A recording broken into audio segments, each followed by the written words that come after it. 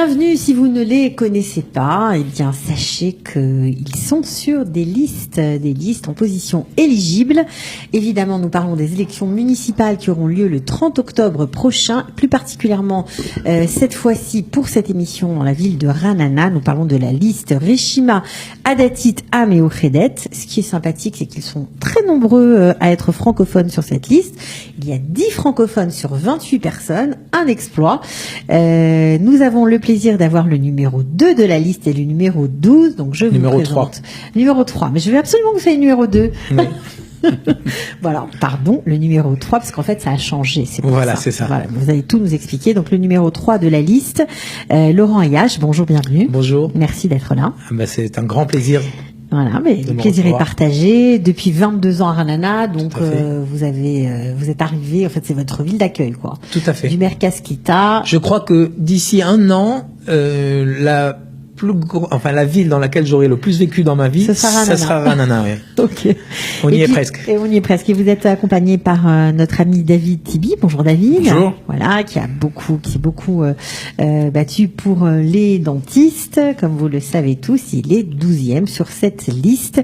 Alors, expliquez-nous un petit peu de quoi il s'agit. Moi, j'ai des questions en fait à vous poser.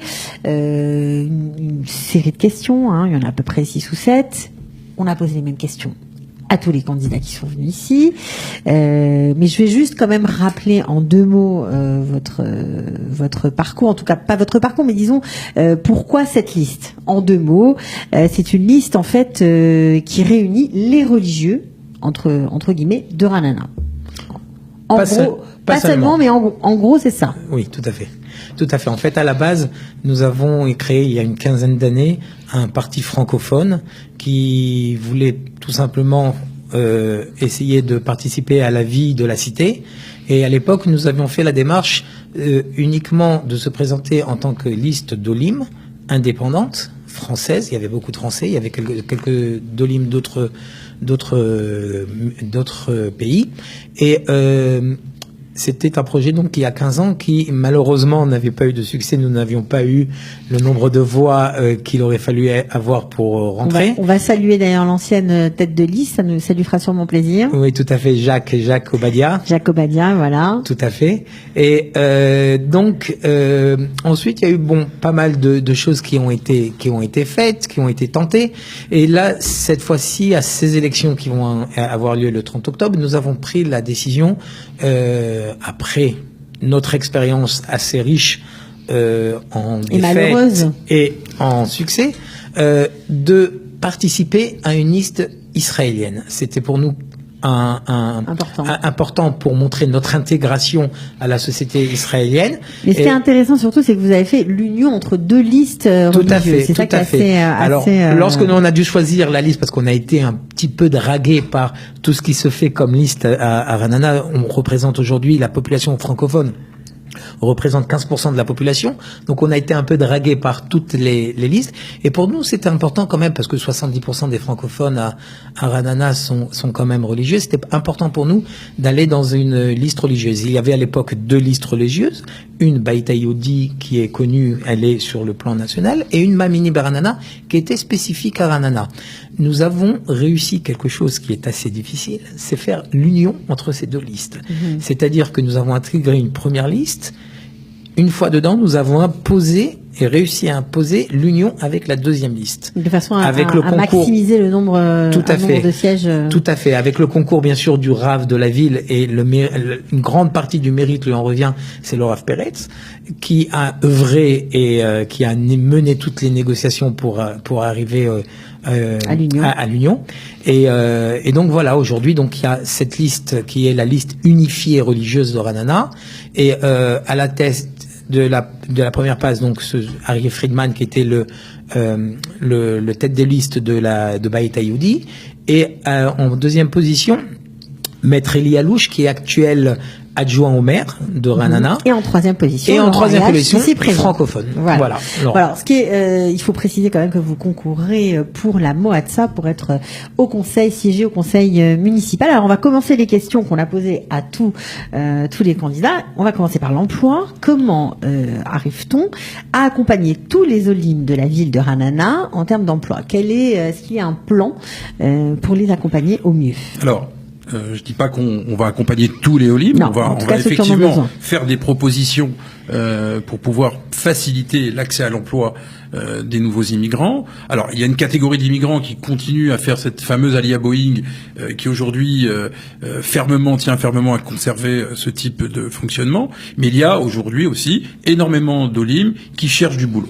Et qui ne veulent plus travailler en France, rentrer le week-end. Parce que c'est compliqué au niveau familial. C'est pas. Alors, quelles sont les propositions de votre liste? Une première proposition qui me semble importante, c'est un forum de l'emploi municipal. C'est-à-dire que on souhaite, grâce à l'aura dont on pourra bénéficier au niveau du conseil municipal, pouvoir créer un forum qui aura une vitrine internet, évidemment, avec des relais accessibles facilement de son domicile, de remettre en lien, créer du lien entre les entreprises, les administrations qui cherchent des salariés et des chercheurs d'emploi, personnes qui cherchent du boulot. Alors, des administrations qui cherchent du boulot, des salariés, en général pour des gens qui font la alia Boeing, généralement ne parlent pas l'hébreu, ça me paraît un peu compliqué quand même. Tout à fait, mais il y a aussi une catégorie de personnes qui vivent aujourd'hui en Israël. Je parle pas obligatoirement ceux qui font de la diabolie, mais des gens qui parlent hébreu et qui sont totalement en capacité d'aider. D'ailleurs, ça fait partie de la deuxième proposition. La deuxième proposition, en plus de ce forum de l'emploi, c'est une sorte de permanence au niveau de la mairie pour l'aide à la rédaction de CV, par exemple. Et effectivement, ça n'existe pas aujourd'hui ? Aujourd'hui, ça existe, mais c'est vraiment très très très embryonnaire. On voudrait vraiment créer un département au niveau de la mairie d'aide à l'intégration des OLIM, mais à l'intérieur de celui-ci, l'aide à l'emploi. Une toute petite parenthèse au niveau des budgets, c'est très important. Les chiffres sont importants, il faut poser les choses. Le crédit, le budget de la CLITA, de l'intégration à la mairie de Ranana, est de 280 000 shekels, je crois, sachant que le budget de la ville est d'1 milliard de shekels.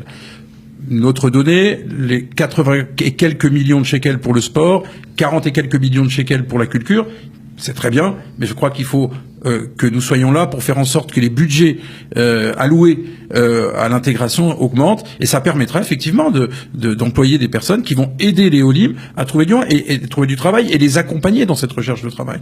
Parce qu'il y a le CV, mais après il y a aussi les aider dans toutes les démarches qui permettront de rencontrer, parce que c'est quand même difficile de voir que beaucoup d'OLIM sont obligés de se cantonner à des call centers, etc. Et alors qu'ils ont des qualifications, et c'est juste un accompagnement qui fait défaut. Qui leur manque. Et puis, une dernière chose. Toujours sur l'emploi. Toujours sur l'emploi. Nous sommes chez Qualita. Nous sommes dans le hub de l'emploi. Et je crois qu'il y a des professionnels ici qui font un super boulot maintenant depuis quelques années, si je ne m'abuse. 1 an et demi. 1 an et demi. Et je crois qu'il est important que les municipalités, ce qui est déjà le cas, mais renforcer ce lien avec Qualita qui permettra de nous aider et d'aider les OLIM à faire des... Donc renforcer les hub tours à Ranana. Oui, tout à fait. D'accord. Je voudrais juste rajouter quelque chose par rapport à ce que vient de dire David. Une des raisons pour laquelle nous avons voulu rejoindre une liste israélienne, c'est justement lors de ces réunions du Conseil qu'on va avoir après les élections. Conseil qui est composé de 19 personnes. Si on arrive tout seul, une seule personne, face à 18 autres personnes israéliennes pour faire entendre la voix du Olé et réclamer de l'aide à l'emploi, etc., c'est très difficile de se faire entendre. L'avantage qu'on a aujourd'hui en faisant partie d'un groupe constitué, aujourd'hui les sondages nous donnent 5 sièges au conseil municipal, on se bat pour avoir la 6e. C'est le but de notre francophone d'ailleurs, la 6e place, Annie Darmon, tout à fait. C'est le but de toute notre campagne. Donc vous imaginez que 5 voix sur 19, on arrive avec une force. Et David parlait des budgets, 300 000 shekels pour, un peu moins même, de 300 000 shekels pour l'intégration, c'est une honte. Et aujourd'hui, les gens avec qui on est veulent avoir, il y a plusieurs commissions, et veulent avoir la commission qui donne justement les budgets, c'est-à-dire cette fameuse commission qui va attribuer les budgets pour rééquilibrer tout ça,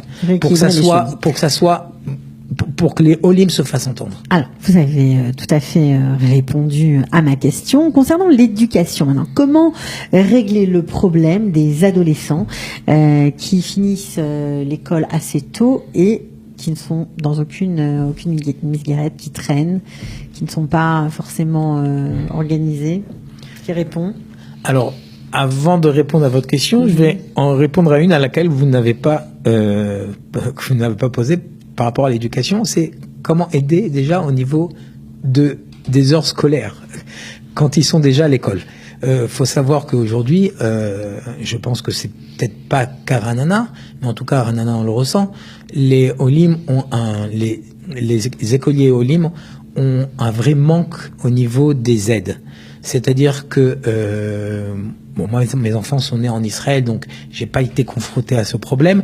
Mais tous les gens et tous les amis qu'on a reçus, qu'on a accueillis à Ranana et qu'on a aidé à s'intégrer, ont eu ces problèmes. De ne pas comprendre les professeurs. Tout à fait. Quand un enfant, quel que soit son âge, arrive dans une école, dans une classe où c'est une nouvelle langue, quel que soit l'âge, et plus l'âge est avancé, et plus c'est dur. Et aujourd'hui, malheureusement, la ville de Ranana, la municipalité de Ranana a œuvré, a proposé des ulpanim et des heures d'ulpan et des heures de soutien, mais ce n'est pas assez. Ceci a engendré une baisse générale du niveau scolaire à Ranana. C'est-à-dire que le niveau scolaire à Ranana, qui était excellent... Comme l'ALIA n'a pas été assez soutenue, et qu'il y avait beaucoup d'enfants francophones dans les écoles, ça a malheureusement baissé le niveau de toute la ville, aussi bien des Israéliens de souche que des Olim Vatikim, des anciens Olé, que des Olim Khadashim. Et donc, le niveau scolaire a baissé, tout simplement parce que les Olim Khadashim n'ont pas été aidés comme il fallait et comme il se devait. Alors, il y a des propositions concrètes en la matière? Bien sûr, tout à fait. D'abord, c'est faire un audit. Et moi j'ai demandé, et ça a été des choses que j'ai exigées lorsque on a intégré la liste commune, c'est de faire partie de la commission éducative. La première chose que je vais faire, une fois à la mairie, c'est de demander un audit de tout ce qui se passe dans les écoles pour voir que les Olim reçoivent ce qui leur est dû. Il faut savoir que l'aide à un Olé qui est donné par la mairie ou par le Misrad Aklita, c'est généralement multiplié par 2 ou 3 par rapport à ce qu'un enfant normal reçoit. Cet argent, je veux savoir où est-ce qu'il a été. Je veux augmenter le budget d'aide aux enfants. Ce n'est pas normal qu'un enfant qui vient d'arriver dans une école ait 2-3 heures d'ulpan par semaine. Ça ne suffit pas. L'ulpan, c'est bien, on apprend l'hébreu, mais ça ne suffit pas. Il faut aussi aider les mathématiques, il faut aussi des heures de soutien en physique, etc. Vous parliez tout à l'heure, je reviens à votre première question. En fait, c'est-à-dire que des programmes comme il peut exister à Jérusalem où les enfants ont un markaz limida, c'est-à-dire après l'école, ils ont un endroit où ils peuvent apprendre en petite classe avec des professeurs. Tout à fait. Ça n'existe pas à Ranana. Ça n'existe pas à Ranana et on veut débloquer un budget. Tout est question de budget et on veut justement débloquer un budget pour faire ce genre de choses. L'après-midi, les enfants, comme vous avez dit, tournent dans la ville et n'en font rien. Il faut savoir, voilà, au niveau religieux, aujourd'hui, nous avons la chance d'avoir 3 mouvements de jeunesse à Ranana religieux. Nous avons Ezra, nous avons le Bnei Akiva, nous avons Atsofim Adatim. Le numéro 5 de notre liste, Yoram, un Américain, il est d'origine américaine. C'est parce que dans notre liste, il y a 10 francophones, mais il faut savoir qu'il y a beaucoup d'autres limes. Il y a 4-5 Américains, etc. Il est aujourd'hui le responsable de Ezra. Et j'ai donc eu beaucoup de discussions avec lui concernant la jeunesse. Il faut savoir qu'aujourd'hui, malheureusement, le pourcentage de Français qui participent à ces mouvements de jeunesse est proche de zéro. C'est scandaleux. Alors, on va pas uniquement dire que c'est la faute des mouvements et qu'ils n'ont pas su attirer, etc. C'est également la faute des parents français. C'est également la faute des enfants. Mais il faut trouver quelque chose pour que les enfants, nos enfants, s'intègrent à la jeunesse israélienne. Et bien sûr, ce dont vous avez parlé tout à l'heure, l'après-midi, organiser des cours de soutien pour les enfants, des cours de rattrapage pour les enfants qui leur permettent au bout de 1, 2 ans, 3 ans déjà de pouvoir... J'aimerais juste compléter sur 2 points. Premier point sur les chougim de l'après-midi, qui permettent, entre guillemets, d'occuper les enfants et de les faire un petit peu évoluer dans différentes, même professionnellement, etc. Il y a un problème avec les chougim. Quand vous avez une famille qui a 4-5 enfants, ça coûte cher. Très cher. Ça coûte très cher. Donc c'est compliqué. Surtout que les nouveaux immigrants, des fois, ont des problèmes professionnels, donc il n'y a pas de boulot. Donc les enfants sont un petit peu sacrifiés. Les chougim de l'après-midi, il y en a pas. Donc, ce qu'on propose, et là, je reviens sur ce qu'on a dit tout à l'heure, sur l'apport que les Français ou les personnes ayant vécu en Europe, dans des pays où le caractère social est plus prononcé, eh bien, nous voulons apporter une idée. Alors, on va essayer de la développer au niveau pilote dans notre ville, et pourquoi pas dans tout le pays par la suite. Il faudrait adosser le financement des activités de l'après-midi en fonction des conditions de ressources des parents. C'est-à-dire qu'il y a des seuils aujourd'hui obligatoires, oui, en fonction desquels on obtient des aides ou on n'obtient pas d'aide. Eh bien, prenons ces seuils qui existent. Donc on a catégorisé les revenus des différents citoyens. Et donc, si par exemple quelqu'un a les moyens au-dessus des seuils, il payera le prix des chougim de façon complètement normale. Mais si les personnes sont un petit peu plus démunies, alors il y aura un tarif dégressif qui sera appliqué comme celui qui est appliqué en fonction du nombre d'enfants. Et là, à ce moment-là, on redonnera beaucoup plus de chance, parce qu'aujourd'hui, c'est compliqué pour des familles de se retrouver avec 4 enfants à la maison. Les parents ne peuvent pas s'en occuper comme il faut. Donc on a noté la proposition. Première proposition. Il y en a une autre. Deuxième proposition. C'est clair, au moins. Dans les services municipaux, par exemple la police, on a aujourd'hui des petits problèmes d'incivilité, c'est pas de la délinquance. On a des incivilités avec les vélos électriques, avec tous ces petits problèmes de jeunes qui sont un petit peu des fois désœuvrés. Eh bien, pourquoi pas même à Ranana. Partout. Il n'y a pas, Ranana n'est pas plus est aussi exposé que les autres villes. Et donc donner la possibilité à ces jeunes de faire des sortes de stages ou d'aller voir comment ça se passe dans la société israélienne de l'intérieur. C'est-à-dire que des stages dans la police, par exemple. Dans la police, par exemple, dans les administrations. Du bénévolat. D'accord. Ok, donc on a noté ces 2 propositions. Alors on va essayer d'aller un petit peu plus vite parce que sinon on va rester avec vous jusqu'au bout de la nuit. Au niveau du logement, alors il y a pour le coup un Merkaz Klita à Ranana, mais il n'y en a pas dans la plupart des villes d'Israël. Que feriez-vous pour faciliter l'accessibilité au logement aux Olim? Alors, il y a pas mal de solutions qui peuvent être proposées. J'ai pu bénéficier il y a 22 ans du Merkaz Klita. J'étais resté à l'époque 7 mois. Et pour moi, ça a été une expérience formidable. Et les gens avec qui j'ai vécu pendant ces 7 mois, comme je vous l'ai dit, c'est aujourd'hui de la famille. C'est plus que des amis, c'est devenu une famille. Il faut remettre en état. On a un très beau Merkaz Klita qui est composé, je crois, pratiquement de plus de 150 ou 200 appartements, mais qui ont besoin d'être mis en état. Tout est une question de budget. Il faut, avec l'aide du Misrad Klita, avec l'aide de la mairie, remettre ce fameux Merkaz Klita en état pour lui redonner son dynamisme et son attrait. Que les gens qui viennent de Paris et d'Europe n'aient pas d'a priori à venir habiter au Merkaz Klita. Par rapport aux jeunes couples ou à nos enfants qui vont demain se marier et qui veulent rester à Ranana, il y a aujourd'hui ce qu'on appelle à la mairie, dans la cartographie de la mairie, il y a ce qu'on appelle des shetachoum. Les shetachoum, ce sont des petits terrains parcelles marron, de couleur marron, et qui sont à la propriété de la mairie, qui appartiennent à la mairie. Mais la mairie peut construire dessus.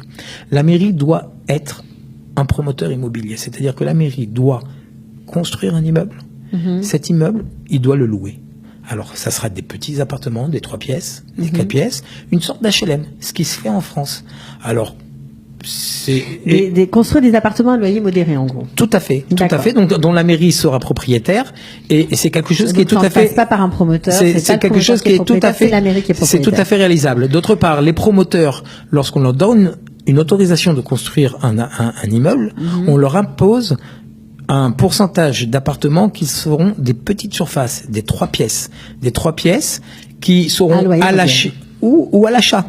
Aujourd'hui, il y a un vrai manque à Ranana, 2-3 pièces de petites surfaces, et donc avec des prix qui sont un peu plus abordables que des grandes surfaces. Ok. Concernant la communauté, alors je ne sais pas si c'est le cas à Ranana, mais il y a énormément de communautés francophones qui prient dans des parkings ou dans des locaux inappropriés. Est-ce que c'est le cas à Ranana, et si oui, qu'est-ce que vous comptez faire? Alors ça aussi c'est un autre problème. Nous avons aujourd'hui, alors je vais me concentrer sur la communauté francophone, bien qu'elle ne soit pas la seule qui soit mal logée, mais aujourd'hui nous avons la chance à Ranana d'avoir 14 communautés francophones. Sur 14 communautés francophones, nous avons uniquement une seule communauté qui a une synagogue digne de ce nom. Toutes les autres, alors à Ranana il n'y a pas de parking, c'est pas dans les parkings, mais il y a une très grande Keila. Nous avons la chance d'avoir à Ranana le Rav David Pinto qui a fait une très très belle synagogue dans un ancien local commercial, dans un centre commercial. Donc ça veut dire qu'on comprend sur 14 communautés, 13 pris dans des lieux inappropriés. Il y en a une autre qui est dans un gymnase, et nous avons accueilli à Simchat Torah un candidat à la mairie, au poste de maire, qui était tout étonné de se retrouver sous un panier de basket avec un sidour dans la main, en disant est-ce que c'est approprié? Ce qu'il y a à faire, c'est tout simplement libérer des terrains. Aujourd'hui, nous avons la chance d'avoir uni ces 14 communautés. Il n'y a pas de marloquette, de différents entre ces différentes communautés, ces différents rabbinim, et on peut avoir un terrain, construire un immeuble, un centre communautaire où il y aurait à chaque étage une autre communauté. Ça, ce sont des choses que les rabbinim sont prêts à accepter et veulent, ils sont demandeurs. Tout le monde est demandeur pour essayer d'avoir des locaux, en tout cas. C'est clair. Et c'est quelque chose, je reviens sur le même leitmotiv, c'est quelque chose que une seule personne, si j'y avais été tout seul et j'avais pu avoir la chance de rentrer au conseil municipal uniquement dans une liste seule, c'est quelque chose que je ne pourrais pas avoir. Aujourd'hui, je viens avec un groupe de personnes, avec l'actuel maire adjoint. Et ça, ce sont des choses que nous allons obtenir. Une liste de 28 personnes. Ok, tout à fait. On comprend que vous aussi, comme d'autres francophones dans le pays, vous rencontrez ce même problème. Une question sur la culture. Oui. Alors, est-ce que vous avez des idées pour promouvoir la culture française en Israël? Oui. Est-ce que c'est au programme ou pas? Ah oui, ça nous tient énormément à cœur. Ok. On propose de faire un festival de la culture française, festival annuel de la culture française, qui pourrait s'étaler sur une semaine, avec des projections de films, avec des représentations théâtrales, avec des expositions dans lesquelles on pourrait effectivement faire intervenir des personnages culturels de la francophonie, et de cette façon faire connaître la culture française. Israéliens? Aux Israéliens aussi. Alors ce sera tout sous-titré en hébreu? Bien sûr. Parce que c'est aussi une manière de faire, entre guillemets, accepter les olim français. C'est-à-dire qu'on vient partager notre culture. Je crois que on apporte quelque chose. On apporte quelque chose. C'est toujours dans cette idée-là. Un autre point, c'est aussi, nous avons déjà dans notre ville des associations qui œuvrent pour la culture. Il faut les renforcer, peut-être avec des subventions d'État. Il faut peut-être pas beaucoup. La municipalité peut subventionner. Par exemple, nous avons une association qui s'appelle Colnoa, qui diffuse des films français, qui fait un boulot génial, avec des bouts de ficelle et bouts de chandelle, mais ils le font avec grand cœur, et je crois qu'ils méritent. Estivoana, on les salue, on les embrasse. Ils font un super boulot, on souhaiterait les renforcer.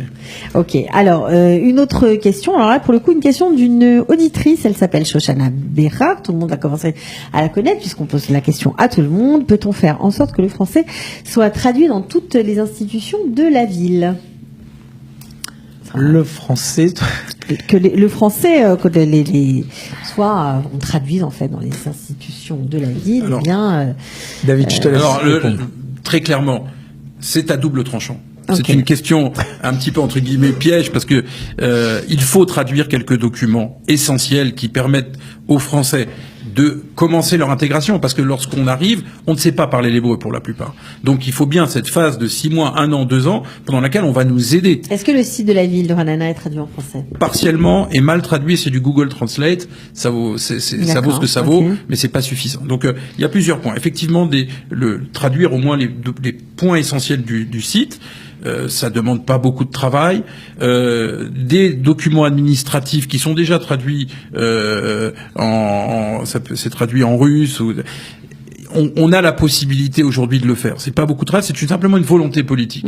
Et il faut pas le percevoir, parce que souvent on nous renvoie l'idée de dire que le fait que ce soit traduit, c'est de l'assistanat, etc. Non, je m'inscris en faux par rapport à ça. C'est une aide au départ. Évidemment, il faut pas que ça perdure. Il faut que les gens fassent l'effort de s'intégrer, et il faut parler hébreu. Mais on a obligé. Vous savez, moi j'ai toujours l'idée de voir, lorsqu'on va chez des amis, on trouve des fois un endroit qui est tabou, c'est le bout du buffet où il y a tout le courrier. Les gens ne regardent pas leur courrier parce qu'ils n'y comprennent strictement rien.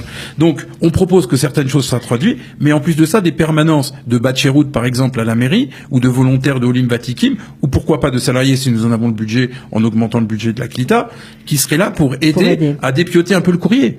C'est des choses toutes simples, mais c'est la vie quotidienne. Et je crois que la politique est là pour aider à vivre les gens. D'accord. Alors justement, il parlait des anciens Olim. Qu'est-ce que vous feriez, vous, qui êtes là depuis 22 ans, pour motiver ces anciens immigrants qui sont complètement israéliens aujourd'hui à soit voter pour vous, soit vous aider, soit vous sensibiliser à ces questions d'Alia qu'ils ont peut-être un peu oubliées. Et je vais vous dire, aujourd'hui, moi-même qui suis là depuis 22 ans, et je sais que c'est le cas de tous les Olim Vatikim de Ra'anana, nous avons énormément reçu de la ville. Et aujourd'hui, on veut donner.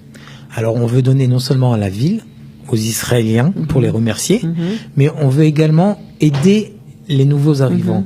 Alors, ces nouveaux arrivants, il y a plusieurs façons de les aider. Tout d'abord, en les accompagnant dans les différentes administrations, pour les inscrire dans les GAN, dans les écoles, etc. C'est des choses qu'on fait et qui existent à Ra'anana déjà depuis longtemps, et on n'a pas entendu d'avoir quelqu'un au conseil municipal pour le faire. Ça existe déjà.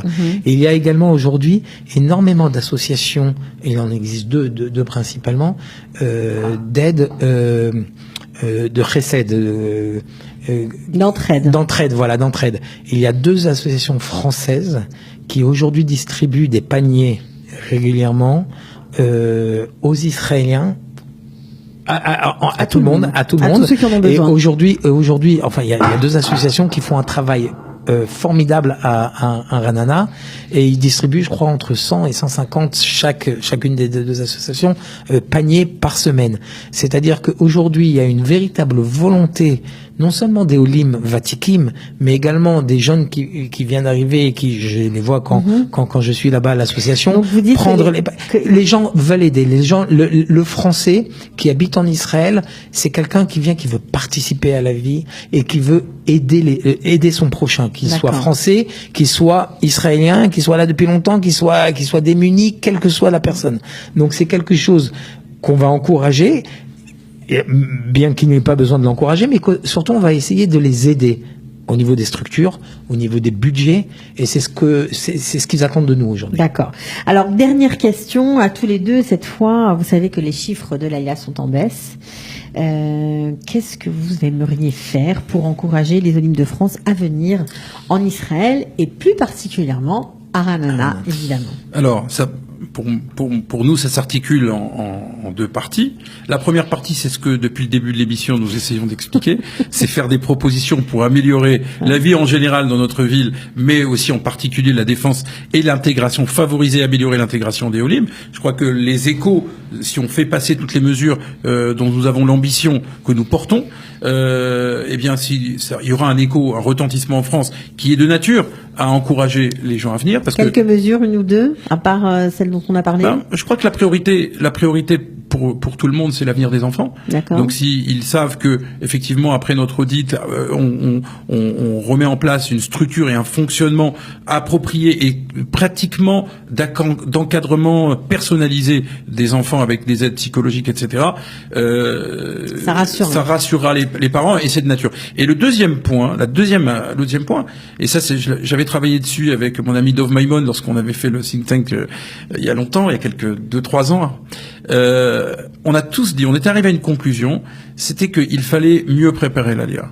C'est-à-dire que ça se fait beaucoup en amont, l'apprentissage de la langue, et tout ça doit se faire en collaboration avec les institutions juives de France que j'ai eu l'honneur de servir pendant de nombreuses années.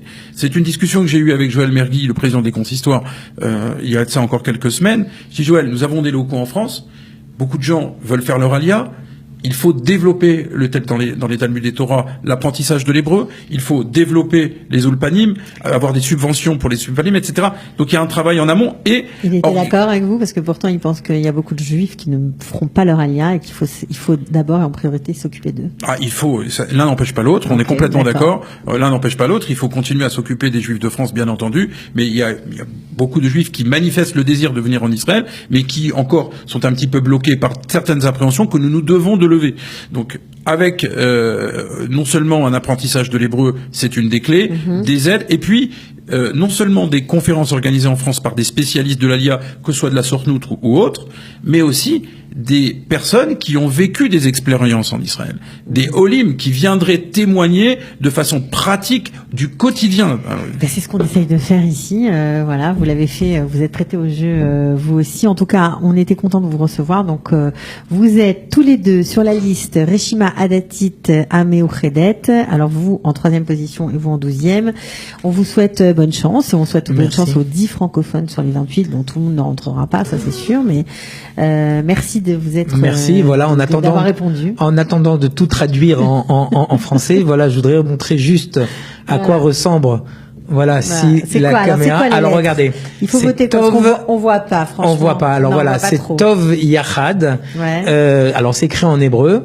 Donc tête vav et en bas tête bête, pardon, et en bas Yud Chet Dalet. C'est le petit papier qu'il faut mettre. C'est le petit papier pour nous faire entrer au conseil municipal afin qu'on puisse demain être là pour vous aider. Ok, merci à tous les deux. Merci bien. Ciao. Merci de nous avoir reçus. Au revoir. Bye bye.